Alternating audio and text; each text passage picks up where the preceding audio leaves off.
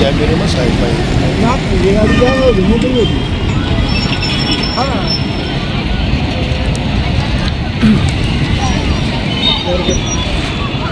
आळेपाटा बस स्थानकाची दुर्दशा झालेली आहे.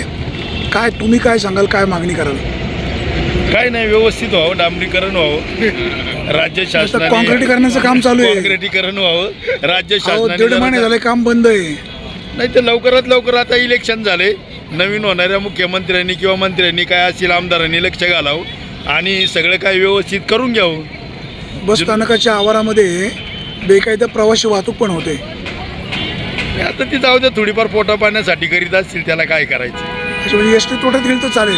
नाही नाही, एस टी तोट्यात नाही जाणार. अच्छा, एस टीला जरा अनुदान उपलब्ध करून द्यावं राज्य सरकारने. पण आता मग यांचं पोट भरणं गरजेचंच आहे ना, त्यांनाही मुलं बाळ आहेत. उद्या सगळी लोक म्हणतील, उद्या दुकानदार म्हणतील आम्ही बस स्थानकाच्या आवारात दुकान टाकतो. नाही नाही, असं नाही हो, पण चला जाऊ द्या, हालता चालता पोटासाठी धंदा करतात, त्याला आपणही थोडाफार हातभार लावायचा. म्हणजे कोणी यान कुठे व्यवसाय करा, नाही असं व्यवसाय वगैरे काही नाही, पण करू द्या ना, काय हरकत आहे. जगा आणि जगू द्या, जगा आणि जगू द्या. जगू द्या. हा, उद्या रस्त्याच्या कडेला एखाद्याने टपरी टाकली, जगा आणि जगू द्या. नाही नाही, असं कसं होतं माहिती आहे का, आपला भारत देशच असा आहे का सगळ्यांना धरून चालणार आहे, म्हणून मी म्हणलं जगा आणि जगू द्या.